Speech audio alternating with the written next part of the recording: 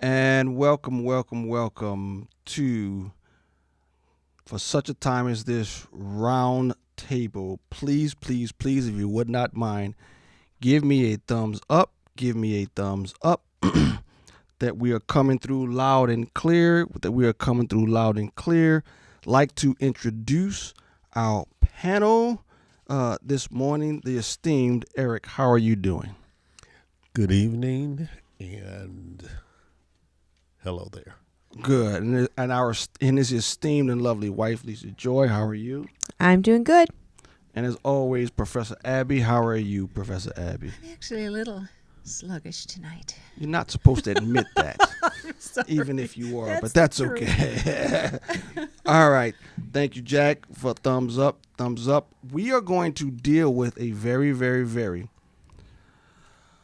I think, important topic that kind of angers me when people are just forget it. Before we get into our round table, I would encourage you to go to our website for such a time as this .today, for such a time as this .today, as Big Brother continues to clamp down on all things Christian. If you go to our website and sign up, we will forever be connected with you, and we will always be able to get to you news and perspectives, hopefully that you trust, because it is from a Christian perspective. With that said, we are going to look at the Great American Race Game, which is actually a documentary that deals with race in America. And with that, I'll turn it over to the gentleman that suggested this. Eric, take it away. Good evening, everybody. Last week, I had to get my sound together. Mm-hmm. Last week, we were talking about what we normally do, which things that are happening in the world, current events. And at the time, we were looking at the current court case regarding the police officer in Minneapolis, St. Paul, who was the accused killer of George Floyd. And as we all know, there were a lot of things that came as a result of that came off. And one of the things that has evolved is the whole question and the whole subject of race and racism and how we look at racism now. There is a movie, as Pastor said, the name of the movie is The Great American Race Game. And a number of us have looked at that, and we've got a couple of clips you can take a view on as we discuss this. But one of the things we want to talk about is what happened to the African American race and how it has played into the whole subject of race and the whole subject of racism and what we call racism now. So, yeah, because what is called racism, for the most part, questionable, to say the least. And so, yeah, we're going to take a look at it. Should we get to our first clip? Yes. So, well, you know what? Before we do that, I thought this movie was brilliant. I loved this movie. It just laid things out so simply. It was just, there was so much common sense in this movie. And let me say that it's really about the politics of race in America. And the whole thesis of the movie is that the left has lost the support of the working class. Mm-hmm. Mm-hmm. Of course, the working class, if we're talking about the left, we're talking about Workers of the World Unite. We're talking about the proletariat versus the bourgeoisie. It does get back to Marxism, which is alive, as most of us understand now, is alive and well in our universities. And now it's not just in the universities. We saw it on the streets all last summer. But anyway, the working class has abandoned the left. because they don't like where it has gone. They actually, the working class in America really believes in American values, not socialism. I wish I could believe that. Well, I'm talking about people who are working for a living, James. Okay. Yeah, not. Okay, what did I miss? I missed something. What don't you believe? I got family members who work. Well, Go yes, ahead. but now they're African American. Yes. Actually, I'm talking about the white working class. Oh, I'm sorry, I okay, should have okay. made that clear, because obviously African Americans have been targeted here by the left. But the whole thesis of this movie is that the working class has abandoned the left because it doesn't like where they're going, and so because of that, the left has now had to come up with a new direction and strategy. And one of their strategies is a race war, essentially, and to destroy the African Americans by making them dependent on government. It goes through the whole, it starts back with slavery, and this movie goes through the history of Democrats and Republicans and where they have been regarding race since then. And it goes in, it's a wonderful history lesson, But as much this- as anything else. This what we're talking about did not start yesterday, Oh no! right? But would you say then how are you connecting abandoning the white working class to this? Does that make sense? Because the workers of the world and the workers of America did not unite in revolution, in Marxist revolution, which was what the leftists, the Marxists, were assuming they would do. And when that didn't happen, they had to come up with a new strategy. So when are you talking? When did this happen? That would have been the 1930s. That would have been the Bolshevik Revolution was in 17, I think. So 1917. And it didn't spread. They thought all over the world that this would spread. It didn't happen. So they had to put their heads together and figure out why it didn't happen. So it was the Frankfurt School, and Antonio Gramsci decided that the new tactic, in order to usher in communism, which is like the next historical epoch, is what they're trying to get there, right? They had to incite. They had to destroy the current system, number one. And we're talking about the Western world. We're talking about the American system. They had to destroy that before they could usher in communism. And they decided the best way to do that was to just tear down the culture. And so they have basically focused, and we can see it now because it's coming into full fruition now. What culture? American culture, Western culture, So when did that start? individualism. When did that start? The 30s, Western you're saying? culture? No, they're tearing down of the culture. When Oh, did that start? well, they came up with the idea, I think it was around the 30s. And then I don't know how many people are familiar with Alger Hiss and Whittaker Chambers. A whole bunch of communists infiltrated the American government in the 30s and the 40s. And academia. Academia is really where they camped out. True. See, Jack says this. He's confused on what we're talking about. What's the premise of the movie again? The premise of the movie is how basically the left is using race because they couldn't. They're using race as a strategy to tear down the system because the workers didn't do the job for them. The normal process of communism and socialism, as it would be implemented into a society to take over, it didn't work that way. Okay, now I get it. So you're saying what they tried back in around 1917, they wanted the workers to revolt as a way to usher in Marxism. So if that didn't work, you're saying in America now they've switched from the workers to race. Yes, Exactly. to race and to LGBT and to feminism. Those are their three big waves. Gotcha.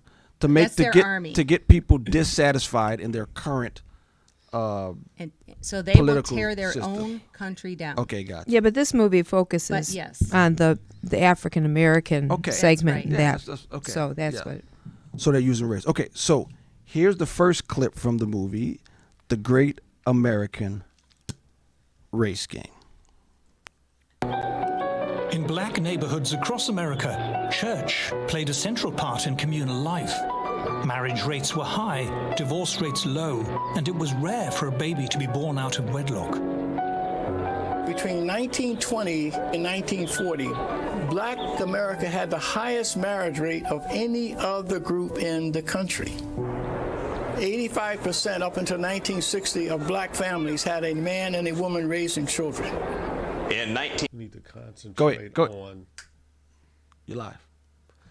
We're going to concentrate on these 4 clips. The 4 clips are going to specifically address the Black experience from the beginning, literally, of the Black experience in slavery up to today.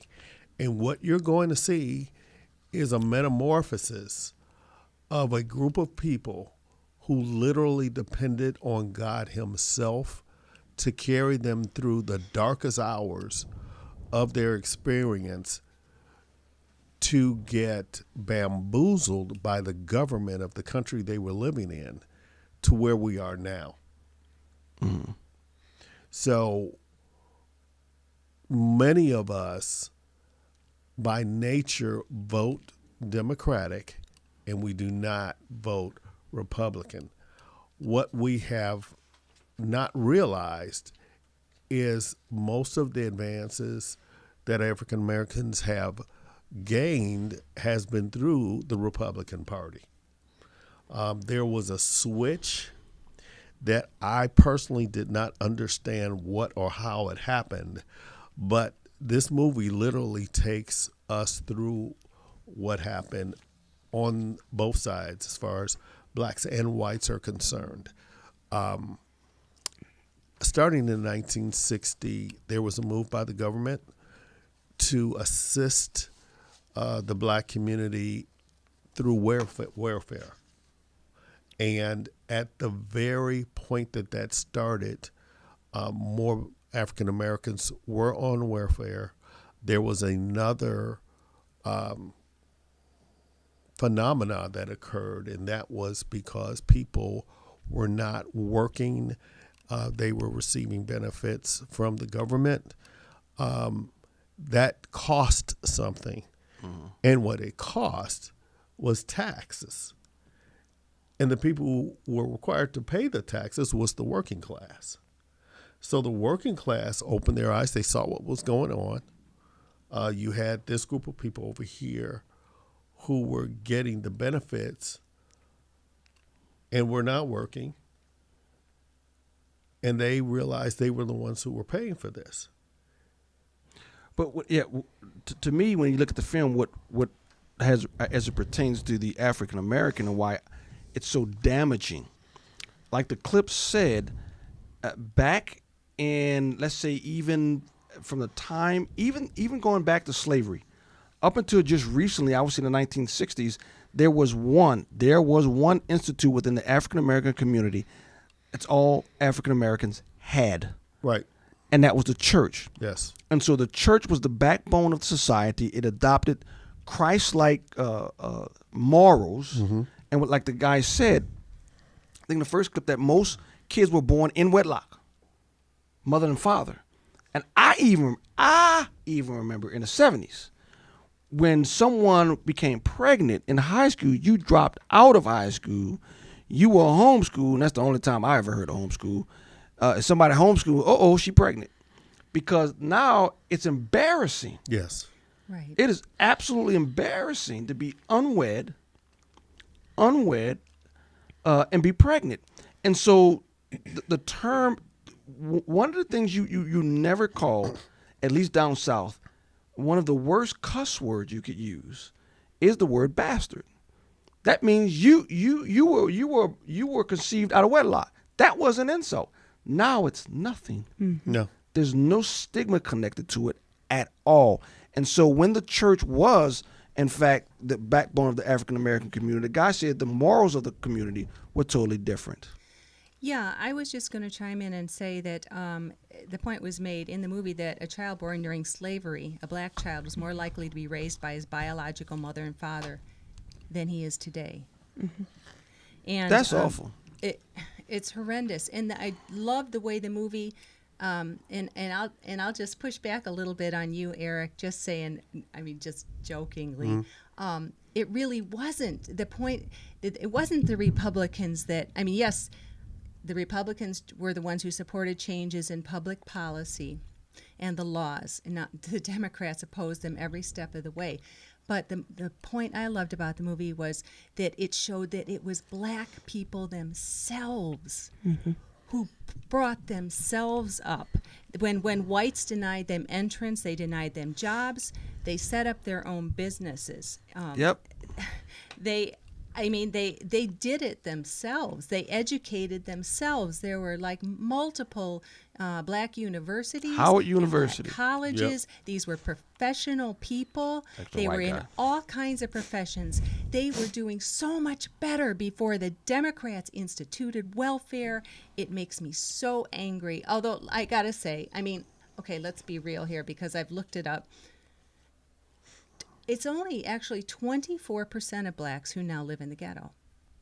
So 76% of them somehow made it out, even though this is such a deeply racist country. Mm-hmm. Well, it was not that racist. Well, let me speak personally. The question that I had in my mind before I saw the movie was, what happened? Because the narrative that is coming out, supposedly from the black community, is everything's terrible because of racism. The critical race theory is telling us that. And everything, exactly. But I guess I had in my mind, I needed to reconcile this whole situation to myself. And there were questions I had beyond CRT. What situation? What did you have to reconcile? How did this happen? How did what happen exactly? How are we in this situation where everything is a problem from a racial standpoint? Oh, okay. Yeah. Because my experience is from the 60s. I saw people getting sprayed with fire hoses. You know, I know of people who were killed.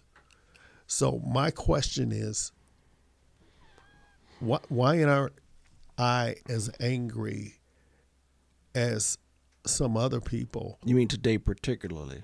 Particularly today, because my experience is not the same as people who are now making the biggest complaints. The people who are burning stuff, they have no idea what Jim Crow and very little idea what racism truly is.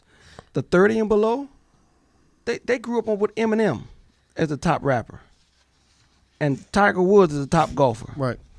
The racism they talk about, I think a lot of it is fabricated. Real quickly, Jeff, you said I have heard that the big switch is a lie. Please elaborate on the big switch being a lie. What is the big switch? I don't know. The That's big what I'm asking them. switch That's what I'm asking them. Okay, this is what happened. Going from the 60s. The voting. From the 60s. That's from Republican to Democrat? My clock started in the 60s.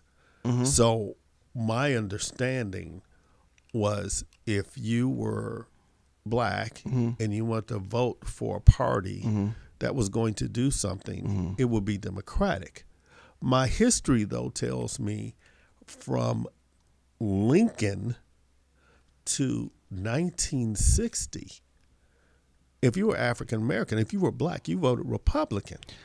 So, and then there was a corresponding switch that happened in the 60s as far as the working class whites.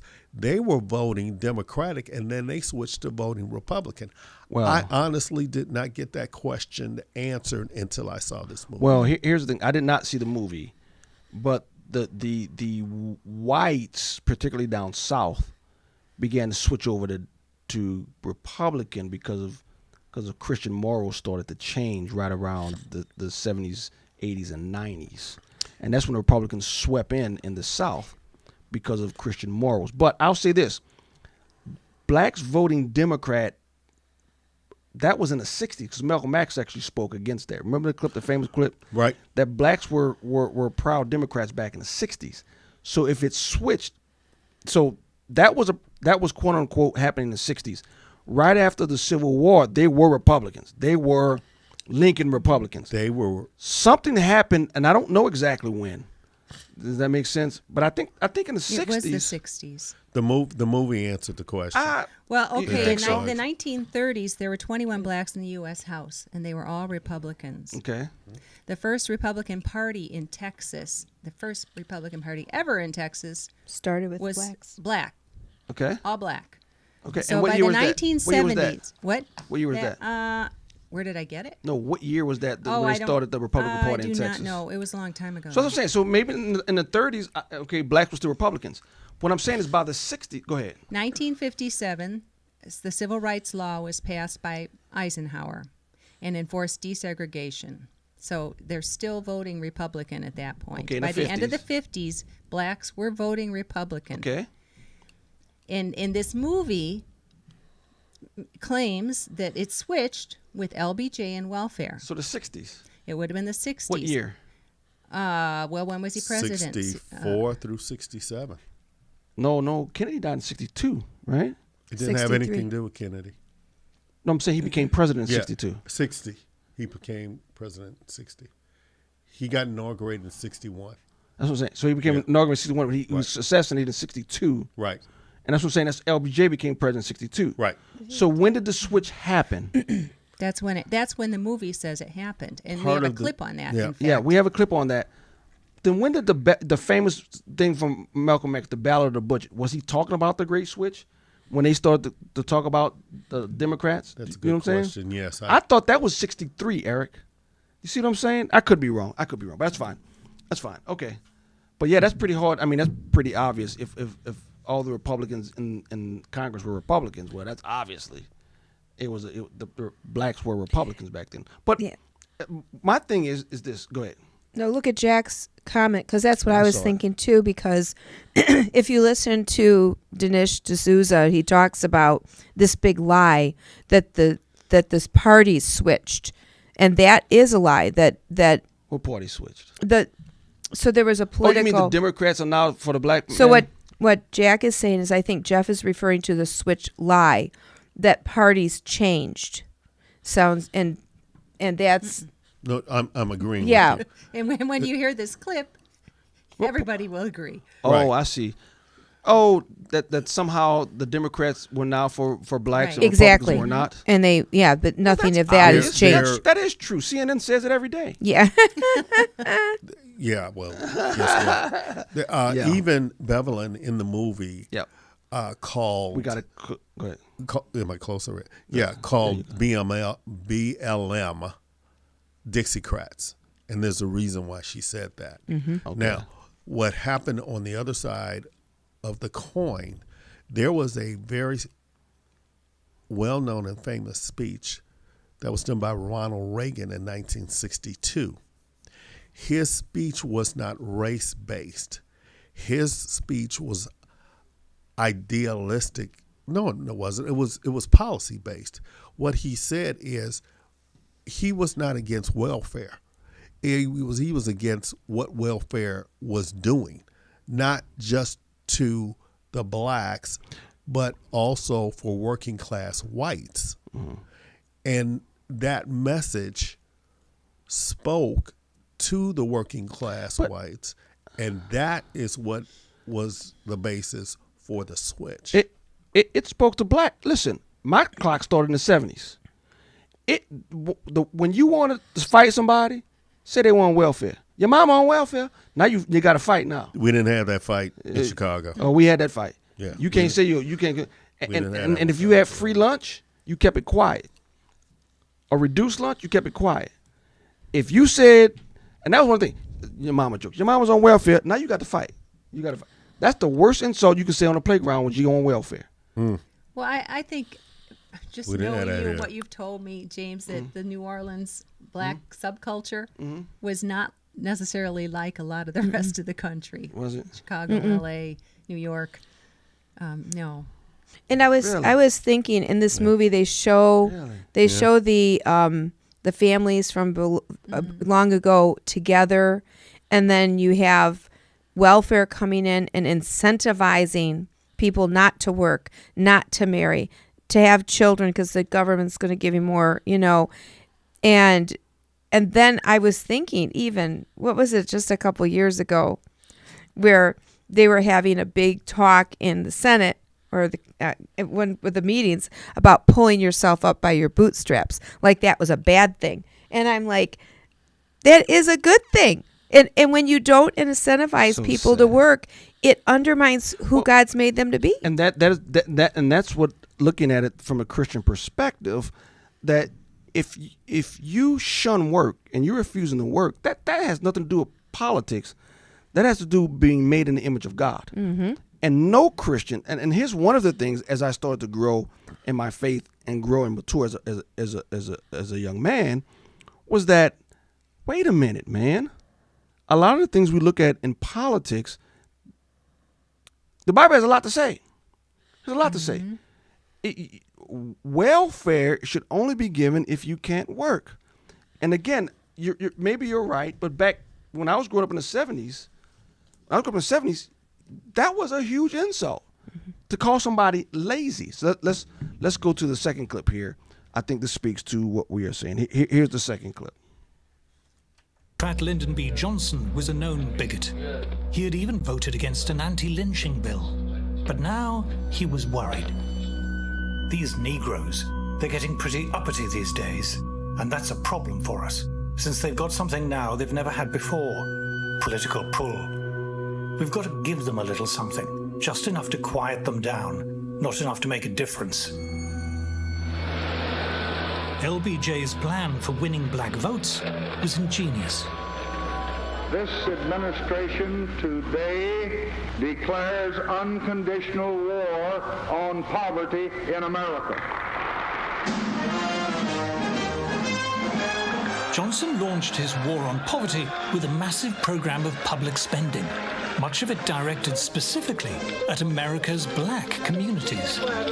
He implemented a war on poverty, a program to help you guys. You've been through so much. You've been through so much struggle. Even though his party the blood is on his party's hands. The Democrats expanded welfare and sent legions of government officials into black neighborhoods in particular, going from door to door, offering welfare assistance. What these government workers did was go out among poor blacks and working class blacks and actually recruit them into the welfare system. You have a right to welfare. After all, whites have taken from us over the years through slavery. Therefore, we have a right to reparations, and welfare is a form of reparations, payment for past misdeeds on the part of whites. Welfare stepped into the picture and said, I can get you an apartment. I can get you some money at the beginning of the month. You don't have to worry or struggle about taking care of your kids. It sounded beautiful, and people fell for it. As a consequence, we saw millions of blacks flooding into the welfare system over the course of about 4 years. All right, there you have it. That is evil. What we just saw was a political play on the sinful, base nature of humans. Something for nothing. It appeals to the laziness within all of us. I nowadays I'm only lazy on Monday. You're not even lazy that day. Yeah, you're right. Tell the truth. You're right. So, but I try to be. But to make an appeal to people, and let me tell you something. When anybody comes to anybody and says you deserve this and you that, really, what scripture is that from a Christian perspective? You see, it is the craftiness of the enemy to make you think you deserve something. Now, he did it with Eve in the garden. But when it comes to this country, again, politics, who cares about it? Politics comes and politics goes. But it is very, very dangerous for any group of people to desire handouts. That's laziness. A couple of things are universal. one, nothing is free. Everything costs somebody. Somebody something. paid for it. You didn't pay Exactly. for it, but somebody. But Eric, paid for it. if I'm self-centered, I don't care so long as Well, I don't pay for it. and again, that's evil. And I heard a line in that movie from a government official, or it was from Bob Woodson, one of the two. I like and that. They said, you have a right to welfare. Yeah, that's Bob Woodson. That was 1960 something. All right, We to are welfare. in 2019, 2020, and they're saying you have a right to health care. Particularly to Same. blacks, you got a right to reparations. Evanston's giving out the money. Right. I don't know how they're doing that, but that's another story for another day. But the people who really, and I guess this is where I am, and I'm a baby boomer. The people who deserve the reparations, they didn't get it, and they said, that's okay. You won't give it to me? I'll get it myself. As a matter of fact, James Brown, who sang Say It Loud, I'm Black and I'm Proud, he had another song. He said, you don't have to give me, he said, I don't want nobody to give me nothing. Open the door, I'll get it myself. You know who started that? Who? Frederick Douglass. Frederick Douglass said the worst thing you can do is give us something. The only thing I want you to give us is an opportunity. He knew that. You notice a lot of people don't quote Frederick Douglass nowadays. Oh gosh, no. They don't even quote Martin Luther King. No. Anyway. No. But Frederick Douglass said that from the very beginning. They knocked down a statue of Frederick Douglass last summer. Yeah. Booker T. Washington? No. Oh, yeah. None of these guys. Right. Yeah. Yeah. And let me and the movie the movie basically said that this was deliberate. Of course it was. Right. This was And the next clip is going to tell you why it was deliberate. Go ahead. Oh, I was just going to say, and as far as because of course this also gets into, it's been the evolution. We started with a clip about marriage and how the black family was intact. The black family was, their marriage was higher in the black family than any other Because the race. church was the central figure of the community. That's right. And so, when a young woman would get pregnant, this was an economic crisis, which I thought I never actually thought much about that. So you've got a real problem, which is why they had shotgun weddings. Yep. You know, I know what shotgun wedding is. I think we No, all I was know. never involved in one. But yeah, we know what But shotgun point Well, wedding is. was, the you movie had to be talks about that. responsible. Oh, does it? You- I'm You gonna know watch what? it. I'm gonna watch it today, tomorrow. We Yeah. might need to Well, define what a shotgun wedding actually is. people don't really know those shotgun weddings. No. Well, they explained we've that that's got where it a whole came from. generation that has come up behind us Yeah. that have no idea. Okay, I'm the father. Some young man has laid with my daughter and made her, impregnating her. You gonna walk down this aisle at the end of my shotgun. Cause you got two choices: either you marry my daughter, or you go meet your Lord. And that was a shotgun wedding. A man who got married at the end of a barrel of a shotgun. It wasn't a singular man who was standing up for his daughter. That was it the was culture. a community. That's right. and a The culture cultural accepted thing. that. So Doggone right. when Miss Missy came up pregnant, Yep. the men from both families That's right. and Didn't need no judge. some men from the community That's right. got together. That's right. So We need child support. there was not Forget your Floyd. was the Right. first spot. Conceal carry. right. Yeah, there was not a situation where right. the young man had any other option. It right. wasn't a situation where he stood up and said, no, I'm not going to do this. It would have been his father too. That's right. Yes, exactly. Right. That's right. Exactly. Son, did you make that? Did you do own it? Okay. You own it. You're gonna take care of That's his right. baby. You The gonna only take care of question was when the wedding was going to That's be. right. That's it. That's right. And the mere fact that was the culture, you didn't fight it. Because where you going to go? Both families were against you. What were you going to do? Nothing. Walk down that aisle. That's what you're going to do. But that changed practically overnight with welfare. And then they have and once welfare kicked in, and there was no longer an economic imperative, because who was going to take care of that child? The government. Exactly. And so now you have teen moms, you have nurseries in junior high schools. I mean, this was quite a walk through history.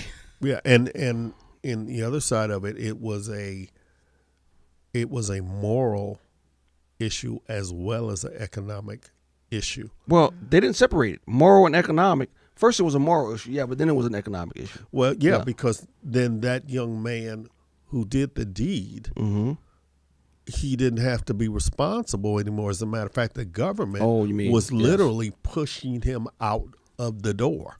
Right, because if you get married, then you lose your benefits. Right. Or if he's in the home. Or if he's in the home at all. Yeah, he didn't even have to get married. So that's where the lack of morals came into play. Let's be honest, that's where the church fell down. And I was getting to that. That was the next step, because there was no response of any degree from the church. Yeah, I doubt. I hope the person isn't listening. But many, many years ago, when I was at a church plant, over 20 years ago, we had a piano player for worship, really small. Piano player from worship we got from a church that we were renting. She was playing piano. And lo and behold, she had a boyfriend that she was going to be engaged to. She winds up pregnant. The reason why I find out, because the bump started to show. And I'm like, whoa, you're pregnant? Yeah, we're thinking about getting married. Thinking. I think they were engaged and married, but they weren't married. Yeah, we can't have you playing for us, leading worship in church. Well, why not? Really? You're pregnant and you're not married. That doesn't matter. I said, I'm sorry. It does to me, and it does to our church. But the church she was playing for had no problem. No problem with it. And when the church ceased to be the church and allowed the government to come in and to set its morals and its values, then what's the point? The church fell down. The church fell down. But there was, in fact, a political, calculated. It was a calculation politically, and I've heard this I heard this years ago. I think a lot of blacks don't know this about LBJ and what he did to the black community, which leads to the next clip. Johnson was convinced he could buy the black vote. He even boasted, "I'll have them niggers voting Democratic for 200 years. He was smart. He said, listen, I gotta give these niggas enough. Not too much, but enough that I'll have them voting Democrat for the next 200 years. As LBJ predicted, his massive welfare spending spree won the Democrats' black electoral support. There you go. I knew that. Eric, you said you didn't know that about LBJ? I knew that. This is what I knew about LBJ. He was the vice president under President Kennedy, who was assassinated, who I thought was a great guy. And then LBJ proceeded to, quote, unquote, carrying on the desires of, this is what I thought, from a child all the way up until a couple of years ago. So, I mean, I'm just telling the truth. Here's one thing about the assassination. Here's one thing my dad said. He said, "Look, man, I was a Marine, and you know our profession in Marines, right? Kill people. Has to kill people." He said he told me two things about assassination. He says, one, you know how hard it is to kill a man? It's not easy to kill a man. He said from the very beginning, I always thought Martin Luther King assassination was an inside job. He said because when he stepped out on that balcony, they shot him. He said, what if the man was scratching his nose or using the bathroom or scratching his ankle? He said that man knew it. He said there was one man at the bottom saying, "Come on, Martin, it's time to go. Come on, Martin, it's time to go." He said that was the cue, because he told the assassinator, "It's time. Come on, Martin, time to go, time to go." You know who was saying that, right? Jesse Jackson was the one who was saying that. So that was one. Here's the second thing about assassinations. I didn't know that until you told me. Here's the second thing about assassinations. If you assassinate a man, you've already got his death planned out. Otherwise, you waste your time assassinating him. Whoever assassinated Kennedy already had LBJ in their pocket. Otherwise, you waste your time assassinating JFK. True. If LBJ was going to carry on the exact same policies of JFK, then you've wasted your assassination. Right. You've got to get LBJ in tow before you kill JFK. And LBJ was no JFK. Right? And so I knew that. I knew LBJ was no JFK. He sold him out. You have to realize also that I was born and raised in Chicago. And there was a direct line between the mayor of Chicago and the Democratic president of the United States. I'm just saying. And No. I didn't know I learned it, but I didn't know the politics of church. Yep. I didn't know the politics of the city. Yep. And I didn't know the politics of But we're learning a whole lot. very much. Yeah. Very Yeah. much. And let me say that I had always just assumed until relatively recently that the intentions may have actually been good with welfare, and people were just misguided and foolish. No. But now we see, no, they knew exactly what was going to happen. That's so vicious. They were buying votes. They were doing more than just buying votes. Well, no, they were ultimately, Abby. that was what it was about. Because when people are dependent on government, No, okay, yeah. they will vote for the people who are going to keep it coming. But Right. but you know what? But Abby, the fallout. They were buying votes. They were in all practical sense enslaving a culture absolutely. to do their will, and that's the vote. And anybody who's I've said now that we see the fruit of all this, you go to the south side of Chicago. Yep. Anybody who is still a Democrat. Not that Republicans are perfect, but yeah, the Democrats. No, oh my are. gosh, yeah, no. Yeah, I'm not saying that, but if you can, especially a politician, I'm sorry, I get. No, I you get are it. morally bankrupt. Yeah. There is a That's your here's the dichotomy of that. Just like Pastor said, saying you're on welfare, your mama's on welfare, and You got to fight after that. Were fighting words. Those were fighting words in Chicago, because Really? unfortunately the reality of that was so ingrained. And I'm saying that from a standpoint that was not my reality, but it was. I had family who that was their reality in the city, so it was kind of accepted. But what I saw from the time I was in grade school until now is we could go up into a high rise, in the hood, and we were not scared for our lives. We didn't like it. It wasn't where we lived, but I don't even want to go within the city limits now. Yeah. Yeah. So there is a very definitive decline in the morality of that environment from the 60s to now. And Meg says this. Said I've wondered why / when the church started abdicating its responsibility, and I think with FDR's New Deal, when the government took the responsibility of feeding the poor, et cetera, FDR may have started it, LBJ continued it, and whenever, again, it's not just a political issue. It is a moral and a Christian issue. To get laziness, laziness is not a good attribute.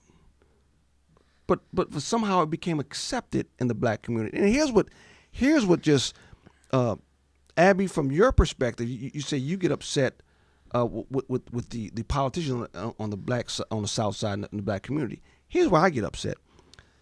It's just when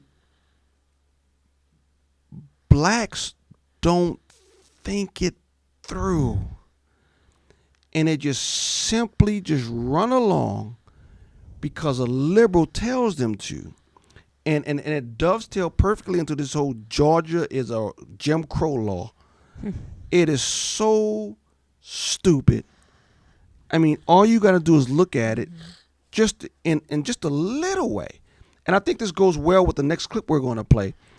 I think a lot of white liberals have enslaved the African American community, not only with the economics, but just playing on the fears and anxieties of the black community, because all they got to do is point at anything and say racist, and blacks, like a dog whistle, act like unthinking animals and attack it. And they're doing it with this whole Georgia law, and it's just the latest of it. But what we have here with LBJ is a bunch of liberals manipulating and controlling the black community. And it's so sad that you can't see through it. There's good news and bad news to that.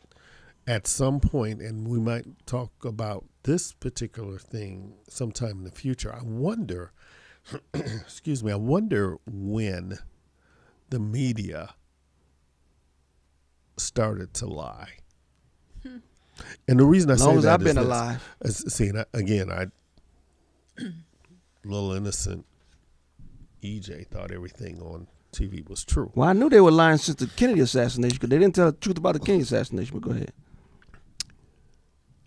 They did a poll in the black community regarding voter ID. Now, everybody's heard all of the supposed pushback that's going on in Georgia. Never mind that where they moved the All-Star game to Denver. It's more restrictive laws. It's more restrictive. But they Eric, you moved can't think. it from, No. You can't use reason and logic, Eric. Yeah, you can't do that because the white liberals told you it was racist. Let me cut. See, so you gotta believe it. Let me cut to the chase. That's so sad. They polled the black community. 73% of the black community is in favor of voter IDs. But that means nothing to me, because you know why? Because they're still voting 95% Democrat. That's right. And Democrats, you know what I'm saying? Which day are you talking about? The black community. Forever. Well, we're gonna have to wait until we can find out If who really you have, voted. I was going to because say, when you get rid of this system and you can really figure out Yeah. who voted. I think we are. I think there's a narrative that we are being told that I challenge. Okay. I absolutely challenge. I know a lot. I know a lot of my brothers and sisters voted to the left, but not nearly as many as I think. Yeah. No, think. I agree. I do know a lot more. My family members came out on social media more than I thought. Which leads to the last clip of the night. Ooh, it's been 50 minutes. When you just simply focus on racism, it is so demoralizing. It is so demoralizing, and it's so sad. Predictable. Yeah. But who doesn't know this? What this next clip is going to illustrate? Yeah. Who doesn't know this? So look at this next clip as we finish. This is the last clip. Here we go. But according to their critics, the Democrat left's cynical, relentless focus on race and racism is not just divisive. For black people, it is also profoundly damaging and demoralizing. If you are coaching a team and you say to your players, they're bigger than we are, they beat us 3 times before, they outweigh us, so get out there and do your best and try not to get killed.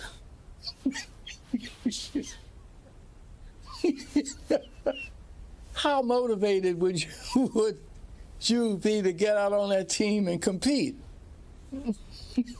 The worst thing you could say to a young black child is that there is racism pervasive everywhere, under every carpet, under every table, around every corner. So that kid goes around in life believing they've got no opportunity to succeed. You're black, so they already think this about you. They already think that about you. So these kids come into this world thinking, they don't like me because I'm black. They don't. So you basically, if every single card is dealt against you and you don't know a way out, you don't care. Why try to do better when you imagine that no matter what you do, there are forces out there, malevolent forces that are working against you? Economic barriers, health barriers, education barriers. That takes a pretty serious toll, I think, on anyone's self-confidence. Telling people and convincing them they are a victim paralyzes them and prevents them from ever doing anything to elevate themselves. Simply being told that your society is racist day in and day out leads to depression, leads to underperformance, and perhaps most dramatically, it leads to hatred of your society. I don't know how anyone can argue with that. I apologize for some technical difficulties at first. The screen was off kilter, but I fixed it. But I don't see how anybody could walk around playing the victim 24/7 and amount to a hill of beans.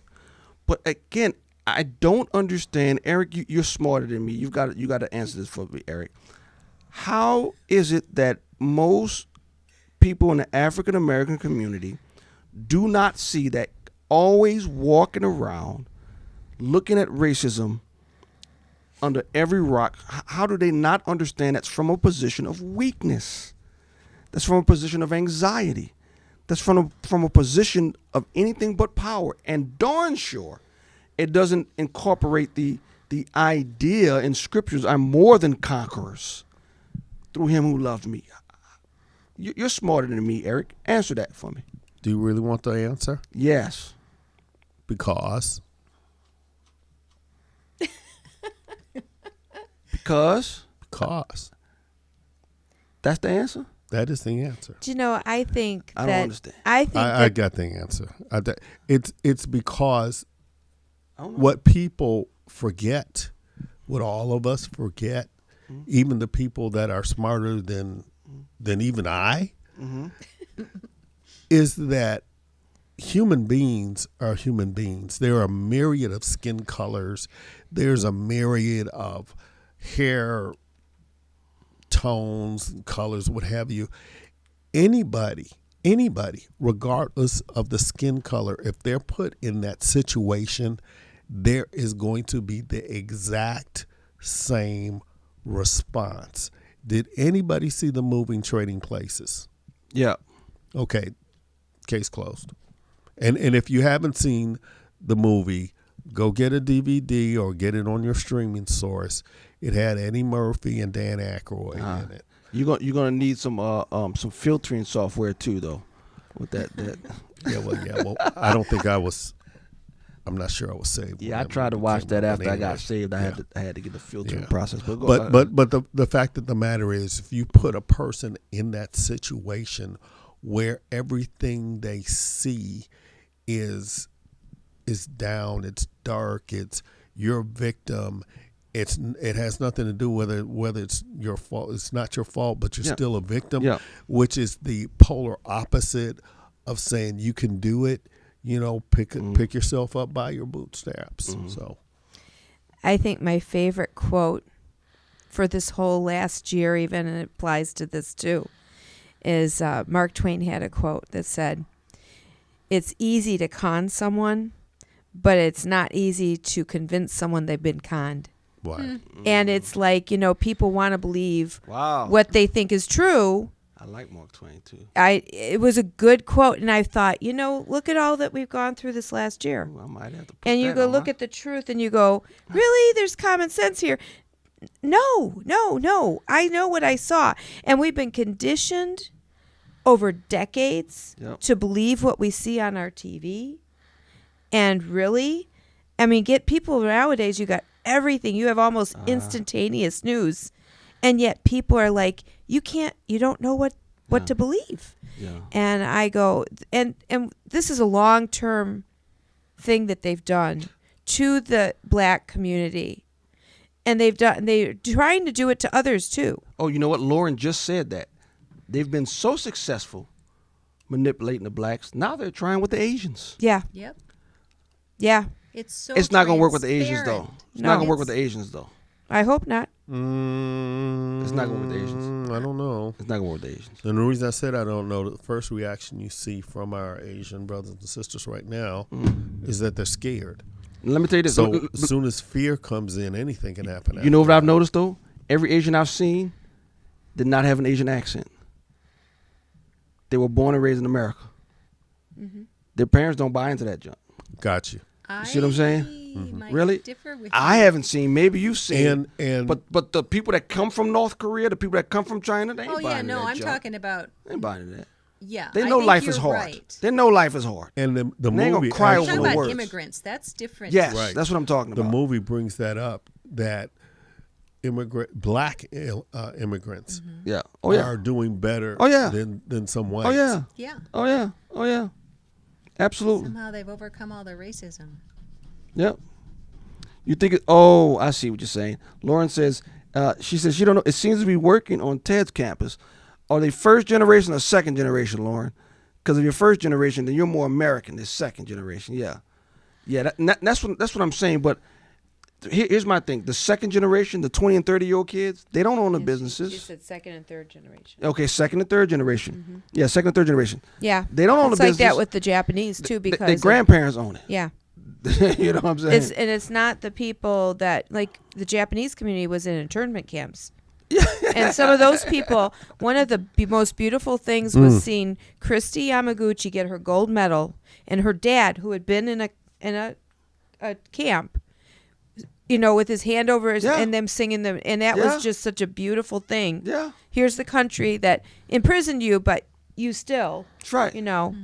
That's right. Yeah.